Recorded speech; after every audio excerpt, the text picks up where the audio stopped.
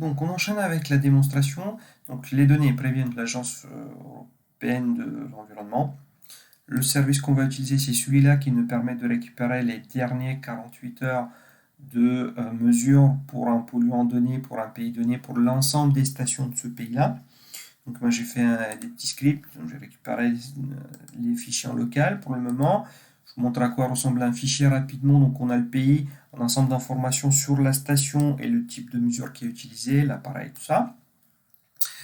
Géolocalisation, l'horaire exact donc, de la mesure qui est concernée, l'unité et puis la mesure exacte. D'accord.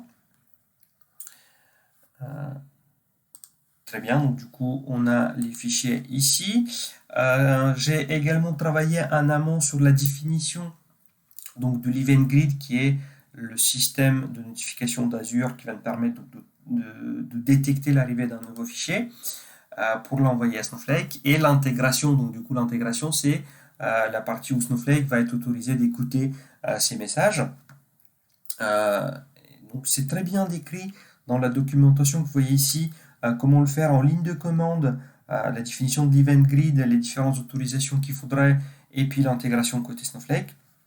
Si vous préférez plutôt le faire en ligne, plutôt que de le faire en ligne de commande, de le faire dans l'interface, dans la communauté Snowflake, vous avez également un article qui décrit comment réaliser les différentes configurations au niveau de l'interface du portail Azure. Également, c'est un post qui est réalisé par Christopher Tao, qui vous trouverez facilement sur la communauté Snowflake. Donc, passons maintenant côté Snowflake pour l'utilisation de notre Snowpipe. Donc, première étape que je vais faire, donc avec les trois commandes que vous voyez ici, ici et ici, donc je vais créer déjà une base de données qui va héberger mes données. Je vais créer ensuite un schéma qui me permettrait d'héberger les données, et puis une table qu'on va du coup, si je fais un petit refresh ici, donc on voit ma base de données, mon schéma et ma table dans laquelle pour l'instant j'ai 0 ligne, comme on pourrait le voir dans l'encadré noir. D'accord. J'enchaîne plus loin, donc du coup on a également besoin d'un ce qu'on appelle un file format. Un file format, c'est tout simplement la description du fichier, donc c'est un CSV avec séparateur virgule dans un codage particulier avec un format date bien particulier.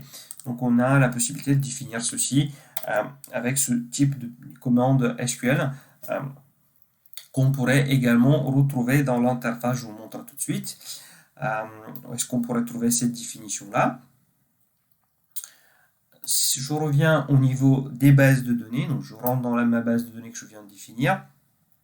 Ici, je vois ma table et puis dans le schéma correspondant. Et donc le file format qu'on vient de définir, il est juste ici. On peut encore le modifier dans l'interface si on le souhaite, ou le créer dans l'interface tout simplement. Étape suivante serait de définir un stage externe. Un stage externe, c'est juste en fait un pointeur vers l'emplacement de notre blob, donc vers notre blob, avec les éléments de notification dont on a besoin pour y accéder. Donc je vais le créer dans l'interface cette fois-ci pour vous montrer qu'également on peut créer facilement des objets au niveau de l'interface. Donc je vais déposer mes fichiers au niveau d'un blob Azure, donc je vais créer un stage externe de type Azure. Je fais un petit next ici, je lui donne un petit nom à mon stage, je définis dans quel schéma je souhaite l'avoir, je donne l'emplacement exact de là où je vais déposer mes fichiers. Vous voyez, je précise un chemin qui est un tout petit peu plus fin que la racine de mon stage. Et je donne ici la clé partagée d'accès, ou le token SS qu'on trouve dans les propriétés du blob. Je fais finish ici. Donc je crois que j'ai juste un espace là devant. Ouais, j'ai un espace devant qui n'empêche pas de le faire. On va essayer, c'est fait. Si je retourne ici au niveau de ma base, j'ai bien mon stage qui est défini désormais. Ok. Donc j'ai également créé mon stage. Je vais lister avec la commande list et donc l'arrobase ici. Donc j'adresse un stage. Je vais lister ce que j'ai sur mon stage actuellement. Voilà, j'ai rien pour l'instant à l'emplacement que j'ai défini, parce que j'ai encore rien déposé. Je vérifie que l'intégration que que j'ai défini pour capter les messages du système de notification est bien actif. C'est le cas, donc on utilise Show Intégration pour voir les ensembles des intégrations qui sont définies sur la plateforme. Ensuite, là, je vais utiliser Show Pipes pour voir en fait si j'ai déjà des pipes définis, je n'ai pas encore, et c'est justement l'élément tout de suite après. Donc c'est ici que je vais faire la définition du pipe en lui-même. C'est très simple, vous voyez, donc on a le mot-clé pipe qui me permet en fait de créer un pipe en donnant un nom à ce pipe-là. Je définis ici que c'est un pipe de type auto-ingest qui va être piloté par l'intégration Snowflake, intégration qui a été définie au niveau du portail et puis de Snowflake, que je vous ai montré juste avant. Voilà, j'ai un nom, il est de type auto, piloté par l'intégration. Ensuite, l'étape suivante, c'est comment on va lire les fichiers et où est-ce qu'on va les déposer.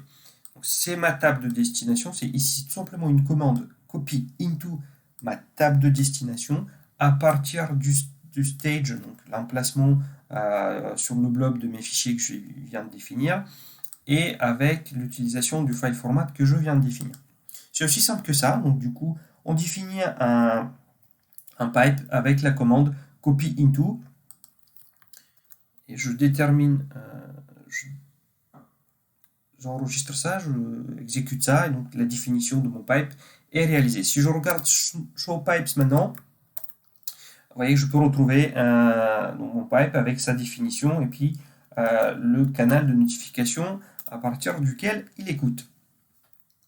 Très bien. Je vous montre également comment on peut, ça c'est comment on peut voir les définitions, et je vous montre également ici comment on peut consulter le statut d'exécution, éventuellement tracer le nombre de fichiers en attente d'intégration, ce genre de choses. Donc on utilise juste en fait System Pipe Status, en fait c'est une fonction de table qu'on pourrait exécuter qui nous renvoie un petit bout de JSON dans lequel on voit que notre pipe est running et pour l'instant il a 0 fichier en attente. D'accord ? Je vous montre par la même occasion comment on peut très simplement parser du JSON avec Snowflake. Et avec ce code SQL un tout petit peu plus enrichi, on peut très facilement parser du JSON et récupérer donc le statut de mon pipe, le nombre de fichiers qui sont actuellement en attente et la dernière fois que j'ai reçu un message. Donc voilà, je vous montre par la même occasion dans quelle facilité on pourrait utiliser Snowflake avec des fichiers semi-structurés, du JSON dans cet exemple-là, pour en extraire des informations de ces fichiers-là. D'accord ? Donc là, on va passer donc, à l'utilisation, la vraie utilisation du service. On va venir déposer des fichiers dans notre blob. Donc pour commencer, donc là pour ça, j'utilise juste l'outil Azure Storage Explorer pour déposer un fichier que je vais faire de la manière suivante. Donc ici, je vais prendre le dernier pour la France. Je vais le déposer à l'emplacement que je souhaitais pour définir vraiment ce flux-là, donc de qualité d'air up to date. Donc je donne mon pass un tout petit peu détaillé pour segmenter mes usages. Voilà, je vais charger ce fichier-là, que je retrouve ici du coup. Et si je suis suffisamment rapide, je pourrais voir que le fichier arrive ici dans la file d'attente. Voilà, j'ai été notifié, il y a un fichier en attente d'intégration au niveau du statut de mon pipe. Et voilà, je reclique un instant après, le fichier a déjà été consommé, il n'est plus en attente, il a déjà été intégré, chose que je pourrais valider en regardant au niveau de ma table. Ici, vous voyez, désormais j'ai 4261 enregistrements. Donc, le fichier a bien été intégré. Donc on va répéter cette manipulation. On pourrait voir d'ailleurs actuellement que au niveau de mon stage, si je fais en fait ici cette petite commande qui me permet aussi de lister les noms de fichiers, j'ai actuellement un fichier, je confirme bien que j'ai un fichier à déposer au niveau de mon stage qui était défini ici, où je peux faire également la liste. Et donc on voit ici bien le fichier que je viens de déposer. D'accord ? Super, donc on va refaire la manipulation pour déposer tous les fichiers cette fois-ci.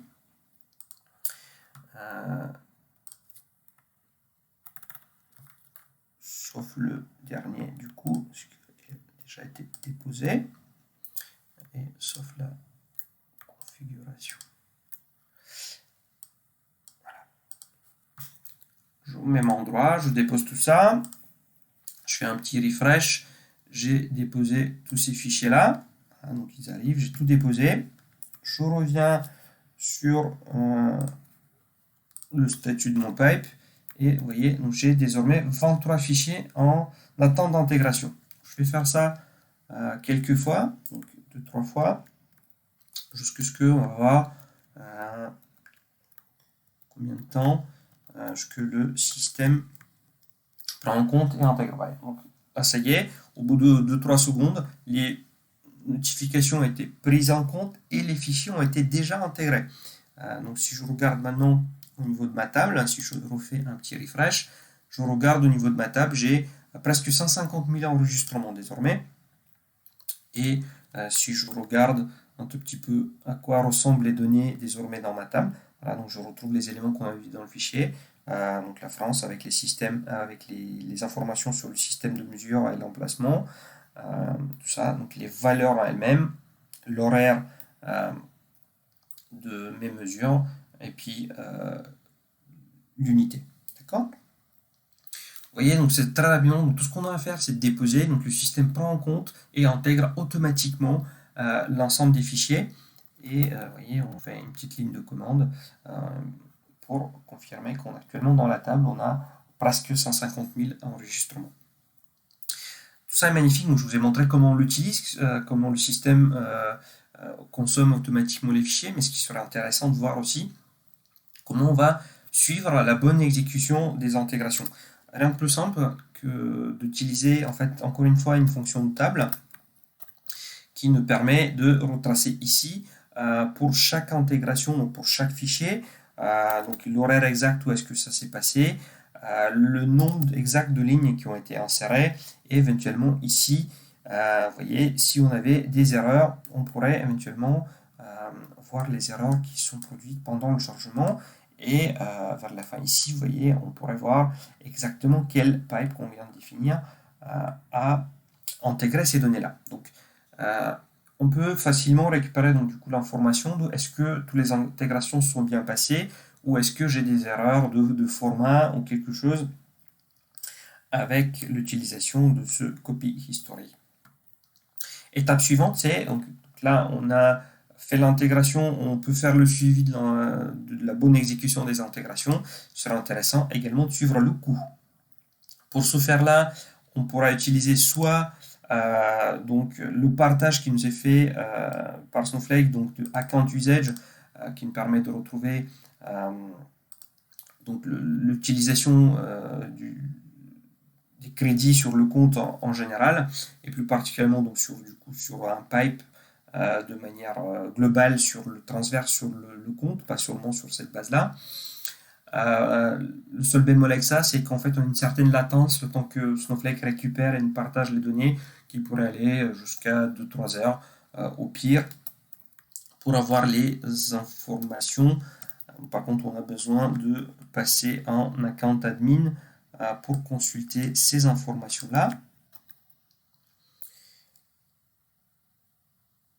Voilà, on pourrait consulter du coup pour un pipe donné pour donc une journée particulière. Qu'est-ce qu'on a, le nombre de fichiers, une utilisation particulière, le nombre de fichiers qu'on a injecté et le coût exact qu'on a. Vous voyez que c'est du 0,000, donc c'est très fin. Si j'ai quelque chose d'un peu plus costaud, donc là j'ai 17 fichiers à ce moment-là, pareil, donc je suis à 0,01 crédit. Donc vraiment le coût est très intéressant.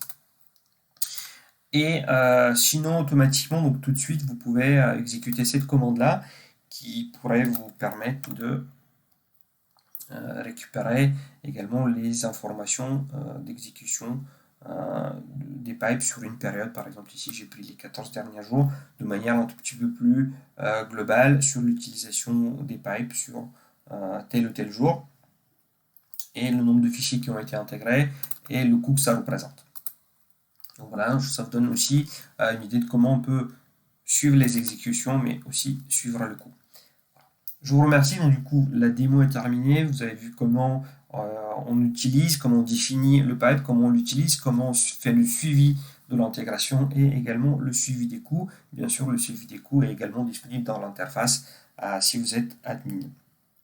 Donc pour vous donner une idée de ce qu'on pourrait voir, ce qu'on va voir dans une prochaine vidéo qui va nous permettre d'enrichir ce sujet d'intégration automatique de données avec Snowflake. Donc on s'est intéressé jusqu'à présent de la partie rouge ici qui est dépôt de fichiers sur un blob, intégration automatique avec Snowpipe vers une table de staging.